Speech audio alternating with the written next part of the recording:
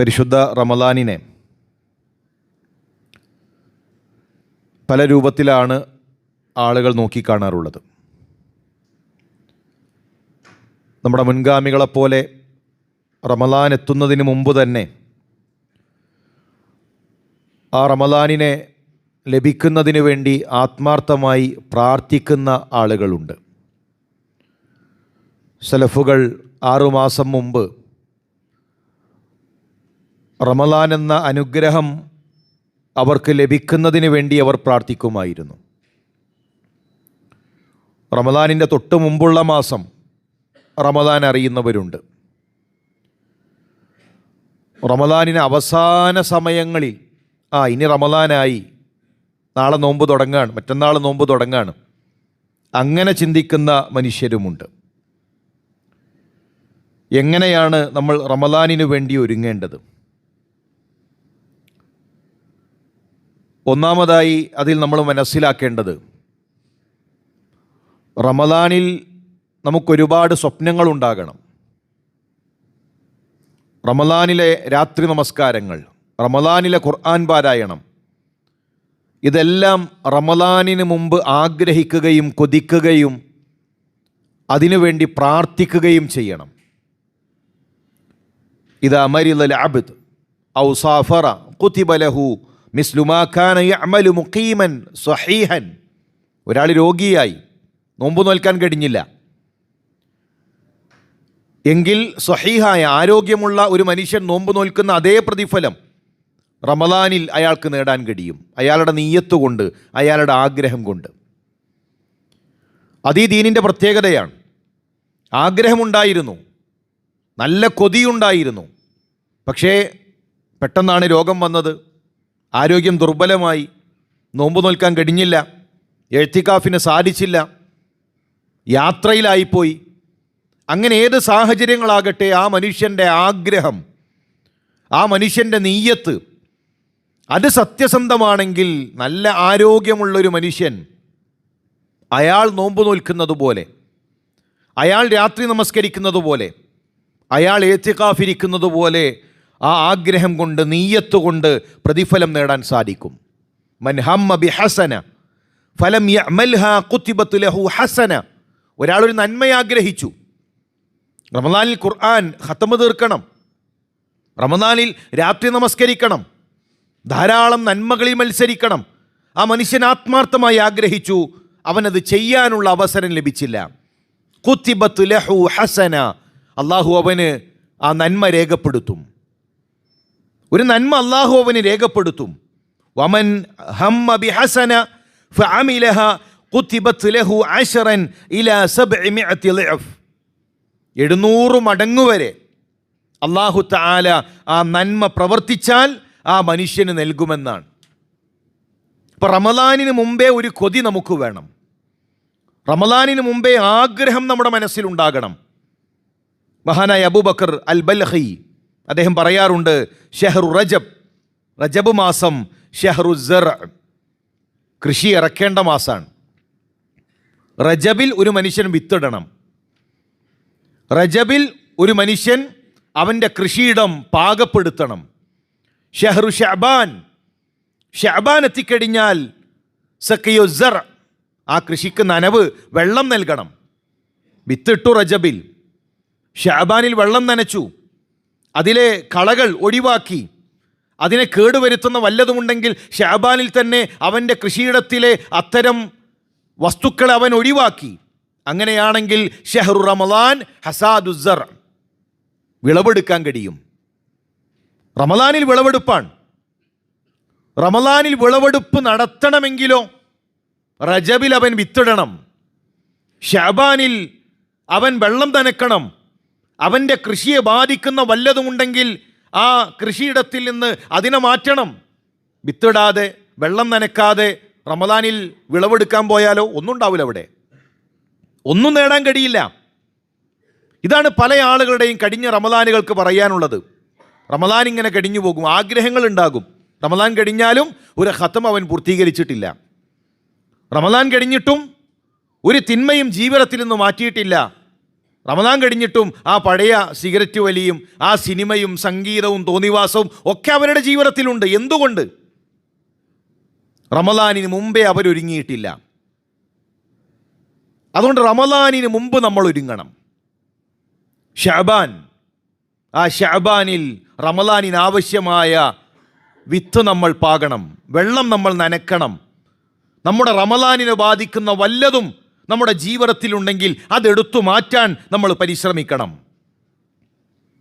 മഹാനായ അംർ ഇബ്നു ഖൈസ് അദ്ദേഹത്തെ പറ്റി പറയാറുണ്ട്, ഇദാ ദഖല ശഅബാൻ, ശഅബാൻ എത്തിക്കഴിഞ്ഞാൽ അഗ്ലക ഹാനൂതഹു, കടകളടക്കും. റമദാനിലല്ല, ശഅബാനിൽ കടയടക്കും. വതഫറഗ ലിഖിറാഅത്തിൽ ഖുർആൻ, ഖുർആൻ പാരായണത്തിനായി അദ്ദേഹം മാറിയിരിക്കും. റമദാനിന് മുമ്പ് ശഅബാനിൽ ഖുർആൻ പാരായണത്തെക്കുറിച്ചുള്ള ഗൗരവമായ ചിന്തകളുണ്ടാകണം, ഇബാദത്തുകൾ ഉണ്ടാകണം. റമദാനിൻ്റെ ഒന്നിലല്ല, അല്ലെങ്കിൽ റമദാനിൻ്റെ ആദ്യത്തെ ആ രാത്രിയിലല്ല രാത്രി നമസ്കാരം തുടങ്ങേണ്ടത്. തുടങ്ങാത്തവരുണ്ടോ, നിർത്തിവെച്ചവരുണ്ടോ? ശഅബാനിൽ തന്നെ നമുക്ക് എത്ര സാധിക്കുമോ അത് നമ്മൾ ആരംഭിക്കണം. എപ്പോഴെങ്കിലും ഖുർആൻ ഓതുന്നവരുണ്ടോ? ഖുർആൻ പാരായണം അത് സ്ഥിരമാക്കണം. അള്ളാഹുവിന് ഇഷ്ടം കുറച്ചാണെങ്കിലും സ്ഥിരമായി ചെയ്യുന്നതാണ്. റസൂലുള്ളാഹി സ്വല്ലല്ലാഹു അലൈഹി വസല്ലം തങ്ങളെപ്പറ്റി ഹദീസിൽ കാണാം, ലം യകുനിൻ നബിയു സ്വല്ലല്ലാഹു അലൈഹി വസല്ലം യസൂമു ശഹറൻ അക്സറ മിൻ ശഅബാൻ. ഒരു മാസത്തിലും, റമദാൻ അല്ലാത്തൊരു മാസത്തിലും റസൂലുള്ളാഹി മുഴുവൻ നോമ്പ് നോറ്റിട്ടില്ല. റമദാൻ കഴിഞ്ഞാൽ ഏറ്റവും അധികം നോമ്പ് ശഅബാനിലാണ്. ശഅബാൻ കഴിഞ്ഞ് ഒരു വലിയ നന്മയിലേക്ക്, ഒരു വലിയ നന്മകൾ കൊയ്യാനുള്ള ഒരു മാസത്തിലേക്ക് പ്രവേശിക്കാനിരിക്കുകയാണ്. ശഅബാനിൽ ഇപ്പോഴും ഒരു തിങ്കള് സുന്നത്ത് നോൽക്കാത്തവരുണ്ട്, ഒരു വ്യാഴം സുന്നത്തിനെ പറ്റി ചിന്തിക്കാത്തവരുണ്ട്. ശഅബാൻ മുഴുവൻ കടന്നു പോകുമ്പോഴും ശഅബാനിൽ ഒരു സുന്നത്ത് നോമ്പ് പോലും നോൽക്കാത്തവർ, ഖുർആൻ തൊട്ടു നോക്കാത്തവർ, പ്രിയമുള്ളവരെ, റമദാൻ നഷ്ടമായിരിക്കും. നമ്മുടെ റമദാൻ നമുക്ക് നഷ്ടങ്ങളുടെ കഥകളായിരിക്കും നമുക്ക് പറയാനുണ്ടാവുക. മഹാനായ ഉസാമത്ത് ബിൻ സയ്യിദ് പറഞ്ഞു, ദാലിക ശഹറുൻ യഗ്ഫുലു നാസു അൻഹു ബൈന റജബിൻ വ റമദാൻ. ജനങ്ങളിൽ അധികം ആളുകളും അശ്രദ്ധരാകുന്ന ഒരു മാസം അത് ശഅബാനാണ്. റമദാനിൽ തുടങ്ങാന്ന് പറയും. റമദാനാകട്ടെ, സ്വതക്ക ചെയ്യല്ലേ, ഇനി റമദാനാകട്ടെ. ഖുർആൻ ഏതായാലും ഇപ്പം നീ ഖുർആൻ ഓതി തുടങ്ങിയാൽ റമദാൻ ആകുമ്പോഴേക്കും പിന്നെ ആ ഫാത്തിഹ മുതൽ തുടങ്ങാൻ കഴിയില്ല. അപ്പോൾ ഇപ്പോൾ വേണ്ട. എന്നിട്ട് ശൈത്താൻ മനസ്സിലിങ്ങനെ കുറുകിത്തരും, റമദാനായാൽ ഫാത്തിഹ മുതൽ നിനക്ക് തുടങ്ങാം. അപ്പോൾ ഒരു ഖത്തമിന് ഒരു ക്രമം ഉണ്ടാകും. എന്നിട്ട് ഖത്തമ് പൂർത്തീകരിക്കോ? അതുമില്ല. ശൈത്താൻ നമ്മളെങ്ങനെ വഞ്ചിച്ചുകൊണ്ടിരിക്കും, ശഅബാനെ തൊട്ട് അശ്രദ്ധമാക്കിക്കൊണ്ടിരിക്കും. രാത്രി നിസ്കാരം ഏതായാലും റമദാൻ 1 നന്നാകാന്ന്. ആ തിന്മ ഒഴിവാക്കണ്ടേ? റമദാൻ 1 മാറും. റമദാനിലേക്കല്ല, ശഅബാനിൽ നമ്മുടെ ഹൃദയം ശുദ്ധീകരിക്കാൻ, ഇബാദത്തുകളിൽ മത്സരിക്കാൻ, അങ്ങനെ റമദാനിലേക്ക് പ്രവേശിക്കാൻ നമുക്ക് സാധിക്കണം. റമദാനിൻ്റെ ഏറ്റവും വലിയ പ്രത്യേകത ഖുർആനാണ്. സലഫുകൾ യസൂമുൻ നഹാർ, അവരുടെ റമദാൻ എന്ന് പറഞ്ഞാൽ പകലിൽ നോമ്പാണ്. വയഖൂമുനൽ ലൈൽ, രാത്രി നമസ്കാരമാണ്. വയത്ലൂനൽ ഖുർആൻ, പിന്നെ അവർക്കുള്ള അമല് മറ്റൊന്നെന്താണ്? ഖുർആനിൻ്റെ പാരായണമാണ്. റമദാൻ എന്ന് പറഞ്ഞാൽ ഖുർആനാണ്. ഷഹ്റു റമദാനല്ലദീ ഉൻസില ഫീഹിൽ ഖുർആൻ, അല്ലാഹു തആല ഖുർആൻ അവതരിപ്പിച്ച മാസം. നമ്മുടെ ജീവിത കാലഘട്ടത്തിൽ എത്ര നമ്മൾ ഖുർആൻ ഓതിയിട്ടുണ്ട്? നമ്മുടെ ജീവിത കാലഘട്ടത്തിൽ എത്ര ഖത്മ് നമ്മൾ ഓതി തീർത്തിട്ടുണ്ട്? എത്ര തവണ നമ്മൾ ഓതി? നമ്മുടെ ജീവിത കാലഘട്ടത്തിൽ മുഴുവൻ നമ്മൾ ഓതിയ ഖുർആൻ പാരായണം സലഫുകളുടെ ഒരു റമദാനിലേക്കില്ല. നമ്മുടെ മുൻഗാമികളുടെ ഒരു റമദാനിലേക്ക് പോലും 60 കൊല്ലത്തെ 50 കൊല്ലത്തെ ആയുസ്സുള്ള മനുഷ്യരെ നമ്മുടെ ആയുസ്സിലെ ഖുർആൻ പാരായണമില്ല. ഉസ്മാൻ ബിൻ അഫ്ഫാൻ റമദാനിൽ 60 ഖത്മ് തീർക്കും. ഇമാം ഷാഫിഈ റഹ്മഹുല്ല 60 ഖത്തം പരിശുദ്ധ റമദാനിൽ ഓതി തീർത്തിട്ടുണ്ട്. ഇമാം മാലിക് റഹ്മഹുല്ല ഇദാ ദഖല റമദാൻ ലം യുഹദ്ദിസ് അഹദൻ, റമദാൻ എത്തിയാൽ പിന്നെ ഹദീസിൻ്റെ ക്ലാസ്സുകളില്ല. ലോകത്തിൻ്റെ വ്യത്യസ്ത ഭാഗങ്ങളിൽ നിന്ന് ഇമാം മാലിക്കിൻ്റെ സദസ്സിലേക്ക് ഹദീസ് പഠിക്കാനെത്തും. റമദാനിൽ പറയും ഇത് റമദാനാണ്, ഇനി ഹദീസിൻ്റെ ഫത്വയുടെ ദർസുകളില്ല, ഖുർആനിലേക്ക് ഇരിക്കൂ.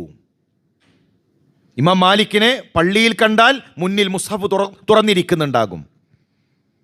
പള്ളിയിലില്ലെങ്കിൽ വീട്ടിലുണ്ടാകും, വീട്ടിൽ മുന്നിൽ മുസ്ഹഫ് തുറന്നിരിക്കുന്നുണ്ടാകും. ഇതല്ലാത്തൊരു കാഴ്ച ഇമാം മാലിക്കിനെ റമദാനിൽ കാണാൻ കഴിയുകയില്ല. ഇമാം സുഹരി റമദാൻ എത്തിക്കഴിഞ്ഞാൽ മറ്റു വിജ്ഞാന സദസ്സുകൾ മാറ്റിവെച്ച് ഖുർആനിലേക്ക് മാറും.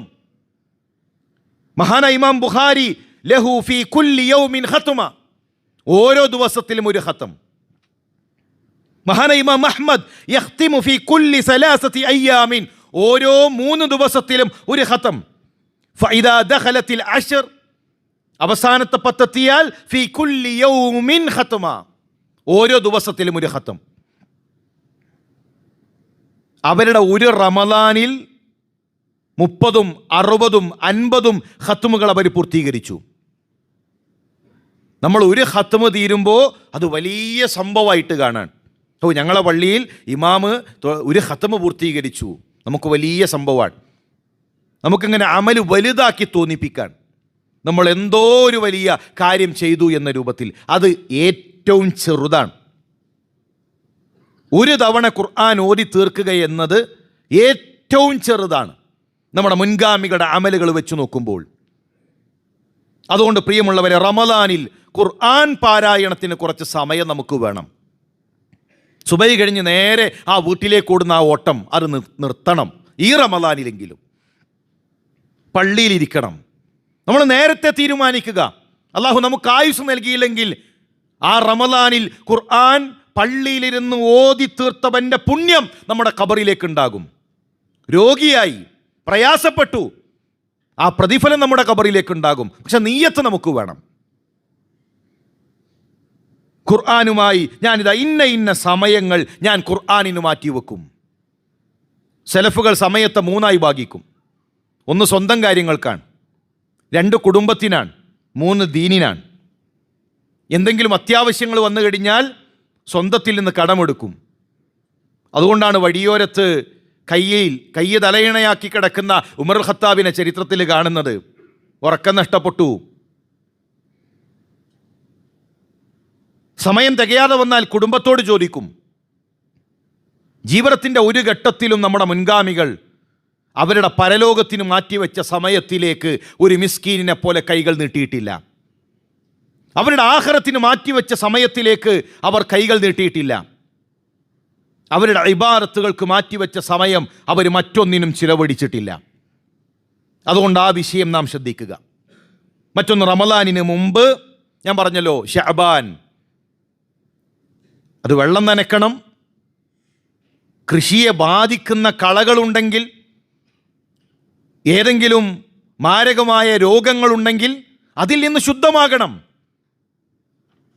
മഹാനായ അംർ ഇബ്നു ഖൈസ് അദ്ദേഹം പറയും, റമദാനായി ആയിക്കഴിഞ്ഞാൽ, റമദാനിന് മുമ്പ് അദ്ദേഹം പറയും, തൂബാ ലിമൻ അസ്ലഹ നഫ്സഹു ഖബ്ല റമദാൻ. റമദാനിന് മുമ്പ് മനസ്സു ശുദ്ധീകരിച്ചവരെ, നിങ്ങൾക്ക് മംഗളം. നിങ്ങളാണ് റമദാനിൽ നേടാൻ പോകുന്നത്, നിങ്ങളാണ് റമദാനിൽ കൊയ്യാൻ പോകുന്നത്, നിങ്ങളാണ് റമദാനിലെ വിജയികൾ. റമദാനിന് മുമ്പ് മനസ്സൊന്ന് ഒറ്റക്കൊന്നിരുന്ന് മനസ്സിനെ വിചാരണ ചെയ്യുന്നവൻ, പകയുണ്ടോ, വിദ്വേഷമുണ്ടോ, ഇപ്പോഴും പിണക്കമുണ്ടോ, പുഞ്ചിരിക്കാനുള്ള തടസ്സമുണ്ടോ, അകന്നു നിൽക്കുന്ന ബന്ധങ്ങളുണ്ടോ, അത് ശുദ്ധമാക്കണം. നമ്മുടെ മനസ്സിന് പറയാൻ കഴിയണം, ഒരാളോടും പകയില്ല. എൻ്റെ ഇബാദത്തുകളെ ബാധിക്കുന്ന രൂപത്തിൽ എൻ്റെ മനസ്സിൽ ഒരു കറുപ്പുമില്ല. അങ്ങനെ നമ്മുടെ നഫ്സിനെ ശുദ്ധമാക്കാൻ നമുക്ക് സാധിച്ചാൽ റമദാനിൽ നമുക്ക് ഒരുപാട് കാര്യങ്ങൾ നേടാൻ സാധിക്കും. മഹാനായ ഇമാം സുഹരി അദ്ദേഹം റമദാനിൽ ധാരാളം ആളുകൾക്ക് ഭക്ഷണം നൽകുമായിരുന്നു. ഇത് ദഖല റമദാൻ, റമദാനിലേക്ക് പ്രവേശിച്ചു കഴിഞ്ഞാൽ അദ്ദേഹം പറയും, ഇന്നമാ ഹുവ, ഈ റമദാൻ എന്ന് പറഞ്ഞാൽ അതെന്താണെന്നറിയുമോ? തിലാവത്തുൽ ഖുർആൻ, ഖുർആനിൻ്റെ പാരായണമാണ്. വ ഇത്ആമുത് തആം, പാവങ്ങൾക്ക് ഭക്ഷണം നൽകലാണ്. നമ്മുടെ ചുറ്റുപാടുകൾ അന്വേഷിക്കുക.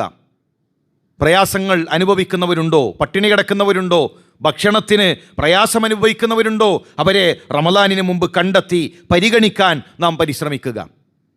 അങ്ങനെ റമദാനിന് മുമ്പ് ഹൃദയം ശുദ്ധീകരിച്ച് റമദാനിൽ ഒരുപാട് നന്മകൾ ആഗ്രഹിച്ച് നമ്മുടെ ജീവിതത്തെ ക്രമീകരിക്കാനുള്ള തൗഫീക്ക് അള്ളാഹു നമുക്ക് നൽകി അനുഗ്രഹിക്കട്ടെ.